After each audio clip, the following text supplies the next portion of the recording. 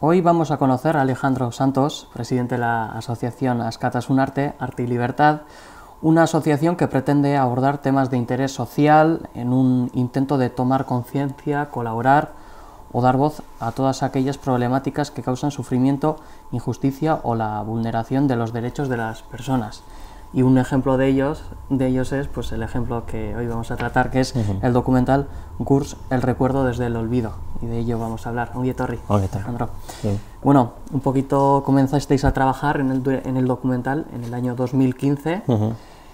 ¿Cómo te enteraste de la existencia del campo de GURS? Pues de sopetón, ¿no? En una visita. Mi sorpresa fue tal, de las personas que visitamos el campo, primero por la cercanía a nuestra frontera, lo segundo porque formaba parte de una pieza del puzzle de nuestra historia que ni siquiera nos habían contado, y luego por supuesto todo el drama que allí se vivió. En conjunto, esa visita nos produjo tal impacto que decidimos hacer algo. Ahí, siempre lo decimos, surgió Askatasunarte, del impacto que causó en nosotros el descubrir la historia de GURS. Y ya un poquito ya de ese impacto, poco a poco empezasteis a trabajar ya hasta ahí, hasta crear el documental, ¿no? Sí, esto fue casi un accidente, ¿no? Fue un poco espontáneo. Nosotros, una de las particularidades del campo de GURS que nos llamó mucho la atención fue el tema del gran movimiento cultural que hubo entre las alambradas, ¿no? Es verdad, y esta frase la repito mucho, es parte de ese arte, con el paso del tiempo se ha convertido en historia, en la única voz que nos habla cuando, vamos a decir, en la época más dura, en la fase negra de GURS, que comienzan las expediciones, los convoys a lo desconocido, cesan las fotografías, hay una especie de silencio, pero nos quedan esas obras que los artistas ahí recluidos han dejado como mensaje al futuro. Entonces decidimos, a través de ese mismo lenguaje artístico, contar lo que había pasado en GURS. Y vamos a decir, el proyecto, primera idea, la primera acción fue convocar un concurso artístico internacional. Para nuestra sorpresa, permíteme que me extienda, se apuntaron artistas de diversos países, incluso de Sudamérica, incluso alguno vino a la conmemoración que hicimos en junio, y sobre ese movimiento fuimos encontrando supervivientes, tanto en la zona francesa, cerca de Olorón, cerca del propio campo, los que nunca volvieron, como personas del Bidasoa, mayormente, que ni sabíamos que existían, que a base de, aunque los trabajos anteriores no se les había dado voz o no se les había reconocido, de repente nos los encontramos. Pensamos que era importante y decidimos recoger sus testimonios. Y así comenzó el documental, sin un plan previo, sin una idea preconcebida, pero sobre una necesidad que nos encontramos en el camino. Has mencionado que un poco el inicio de todo fue ese concurso de arte, y quería preguntarte, ya que vosotros trabajáis la memoria desde el ámbito del arte, y también dada la curiosidad de que en GURS había arte, un poco darse cuenta de eso tendrá que ser especial, y me imagino, y también cómo se trabaja la memoria desde el arte. Sí, yo creo que en ese sentido fuimos un poco los primeros, los pioneros, por lo menos nosotros no conocíamos. El fusionar dos conceptos que aparentemente son distantes, pero que realmente tienen mucho en común, ¿no? Y es más, y como decimos muchas veces, el arte es capaz de expresar las realidades más profundas del ser humano, incluso tiene algunas particularidades que son propias. Más allá de la subjetividad de cada uno, ahí hay un mensaje intrínseco que todo el mundo reconoce. Las obras creadas en GURS transmiten eso. El dolor, la muerte, la desesperación. Pensamos que esto ya estaba inventado, ellos ya lo habían hecho, y siguiendo esa línea decidimos no solo abordar el tema de GURS desde el arte, sino pensamos que tenía mayor recorrido. Quiere decir que podíamos seguir realizando trabajos y proyectos de memoria utilizando ese mismo lenguaje. Y la verdad es que llevamos ya desde el 2013, el 14 dimos el paso, hasta ahora, que ya van a ser casi 5 años, con muy buenos resultados. O sea, que creemos que los proyectos que hemos transmitido o hemos llegado a la gente a través del arte han sido comprendidos y, muy importante, han llegado a un espectro de personas que igual no se había acercado a la memoria de otra manera. Bien, tú mismo fuiste el guionista de este documental. Sí. Ese momento de ponerte delante del ordenador, la hoja en blanca, ¿cómo es? tuve muchos momentos de desesperación y de crisis. Lo primero porque el plan fue surgiendo sobre la marcha. Luego, al no disponer de unos medios técnicos, porque aquí hay que recalcar siempre que primó lo humano, el testimonio humano y el recoger la voz de esas personas en un momento de emergencia. Quiero decir que, y es verdad que antes de la finalización del montaje del documental, uno de ellos falleció. Entonces, eso era lo prioritario. Y sobre la marcha fui recomponiendo el guión varias veces, sin perder de norte lo más importante, que era ese valor humano. El recoger, por un lado, la historia del Campo de Gurs completa, desde su inicio hasta su parte final, añadir esa parte artística, que yo creo que eso es lo más original, también el documental no se había hecho antes, y lo tercero, el poder llegar a tiempo, porque sí es verdad, y siempre lo digo así, que nosotros hemos sido parte de un síndrome de aniversario. Es verdad que ha habido un esfuerzo global de la sociedad, del gobierno vasco y de las instituciones por hacer una recuperación de la memoria. Y yo creo que llegamos aquí en ese momento, y parte del éxito, entre comillas, el haber tenido este eco tan grande, ha sido parte de ese movimiento. Sí, al fin y al cabo pudisteis llevar tanto a Uxue Barcos y a Urkullu hasta el mismo Gurs, ¿no? Mira, no lo he dicho nunca, ¿no? Parece, nosotros participamos activamente ese día 30. Es verdad que Tukutun Chalaparta, los chirrindularis, los bailarines y parte de las instalaciones, y nosotros participamos activamente. Pues realmente esto comienza, esto no sé si es bueno que lo diga, ¿no? Recibimos a fui con una persona del gobierno vasco, con un técnico, en mi propio coche, un día a hacer una visita a Gurs. Y esto no lo pongáis porque no sé si debería contarlo, y le llamé a José de Sola. Le dije, mira, yo no sé si les voy a poder transmitir en la dimensión que merece el adentrarse, el abordar la historia del campo de Gurs. Y llamé a José, le dije, José, ¿me harías el favor de esperarme en el campo de Gurs, que voy con unas personas del gobierno vasco para poderles contar lo que se vive aquí? También el pseudoabandono en el que ha quedado esto, porque sí que se plantó un árbol, Josu hizo un libro, pero yo estaba en las primeras conmemoraciones desde que descubrí Gurs y ahí no había nadie. Entonces, aparte sí que había republicanos, pero de aquí del País Vasco había como un vacío. Y nuestra intención fue llenar eso, ¿no? Ya no solo una vez o dos, sino que se mantuviera en el tiempo, porque de alguna manera el origen de ese campo nos hace protagonistas, ¿no? Al colectivo vasco, al pueblo vasco, ¿no? Y José dijo, por supuesto, estoy mayor, mi hija no me puede llamar, pero voy a conducir yo y os espero. Y llegamos ya un poco a la tarde-noche, venían de Vitoria, os recogí en la estación de Irún y fuimos hasta allí. Y bueno, pues en esa hora y media, con José de Sola, casi oscureciendo, reviviendo sus recuerdos, pues nos impactó. A mí ya me había impactado, y he de reconocer que he estado 2 años y cada vez que iba al campo me seguía impactando. Ahora parece que he hecho este trabajo y me he quedado tranquilo, ¿no? Pero a la persona que vino del gobierno vasco también le impresionó y dijo, aquí tenemos que hacer algo. ¿Cuándo? Pues cuanto antes mejor. Ese movimiento hizo, yo creo que en parte que también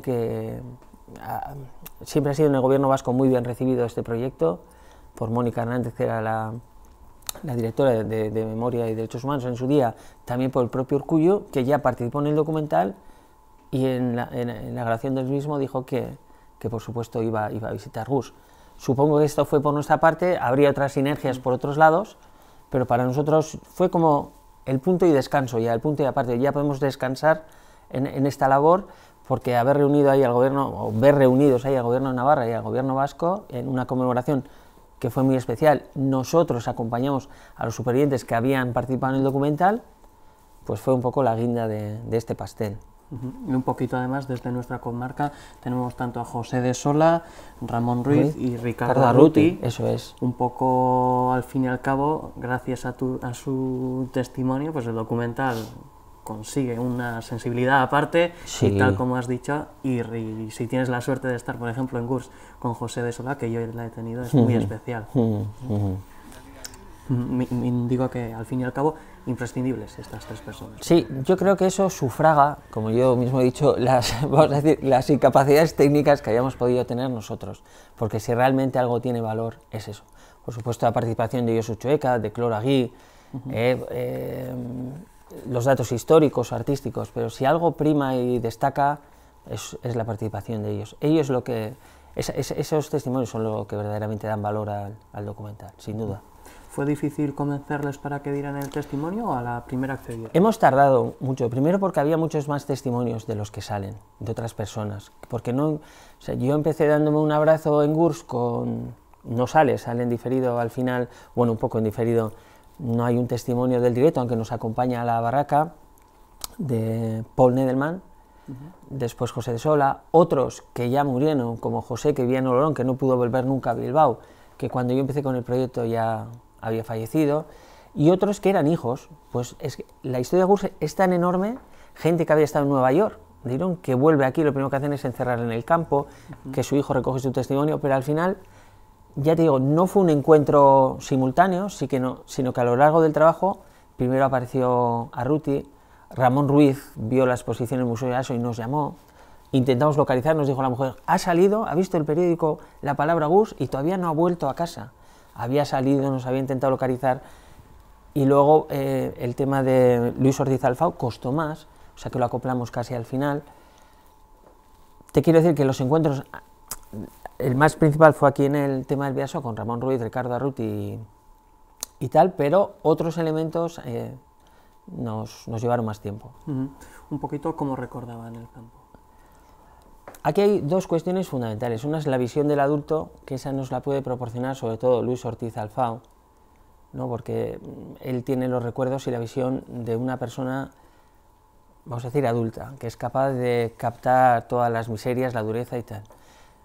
Y Ramón Ruiz, solo que la peculiaridad de Ramón Ruiz es que él entra justo en la fase final, ¿no? Él cruza por su cuenta la frontera y entra en la fase final, y nos cuenta la fase final que nadie había contado. Lo demás ya son visiones y recuerdos de un niño también nutridos por lo de sus padres. Y no solo por la estancia en GURS, ¿no? Sino por todo el trayecto hasta llegar allí. Entonces sí que hay una especie de choque de recuerdos, ¿no? Pero yo creo que en conjunto nos podemos hacer todos una idea de lo que ha pasado ahí. Es verdad que el volumen de personas es tan grande que, siempre lo he dicho, perdona que me extienda, que incluso en los archivos de Poe, alguna vez que he ido a ver, estar tres personas, yo en la mesa del medio, un señor delante y otra yo. ¿Y los tres de GURS? Y los tres estaban buscando algo de GURS. Uno a su tío abuelo, que venía de Italia, porque emigraron finalmente a Italia, y el señor delante era un doctor de la Universidad de Poe que había hecho la primera tesis del exilio en la zona del Bear. Decía, no es posible, ¿no? Ya. En un sitio tan pequeño que coincidías tres, pero eso fue una constante.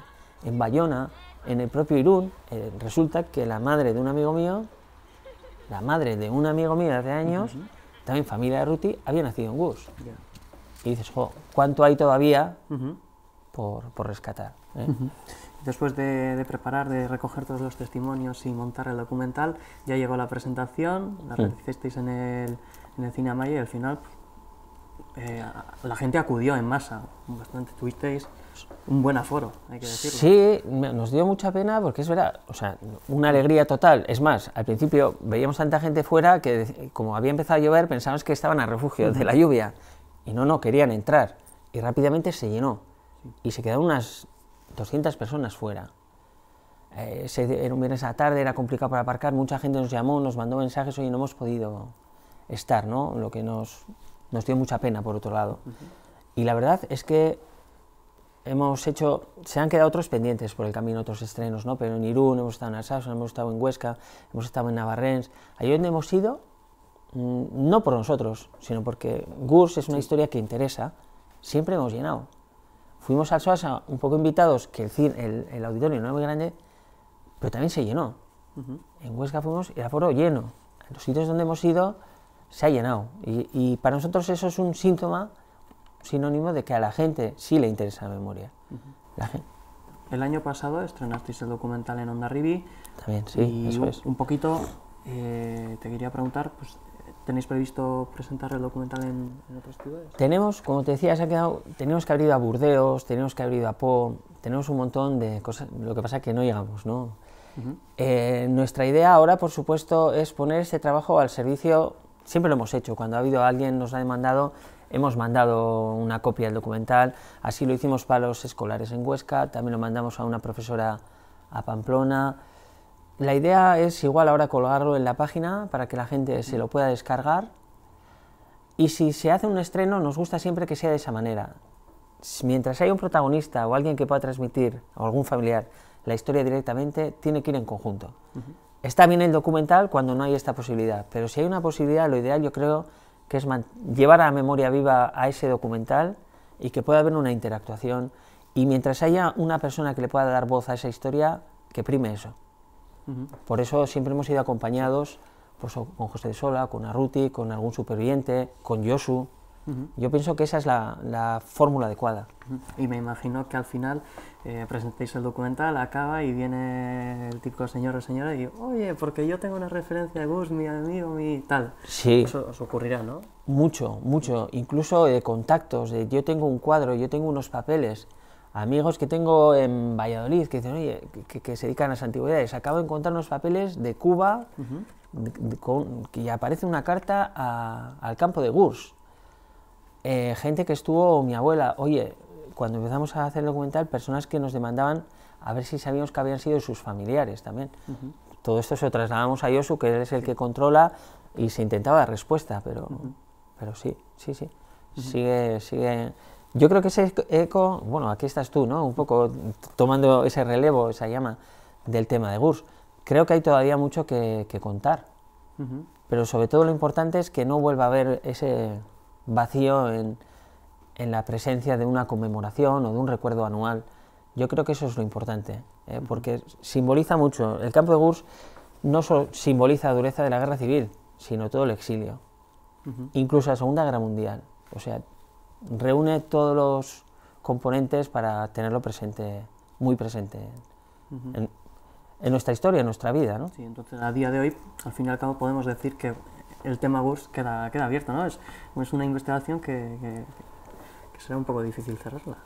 Yo creo que hay una cosa importante, que ahora en este, como te decía yo, síndrome de aniversario, hemos llegado tarde, pero suficientemente pronto para que a través de estos 4 supervivientes podamos hacer, no sé si una reparación o un reconocimiento a través de ellos a todas las demás, a las que ya no están. Sí. Pero es cierto que cuando estas personas no estén, nos va a poder quedar esa memoria ilustrada, esos textos, esos objetos, esos relatos, que más tarde es lo que darán forma a todo lo que supuso Gurs.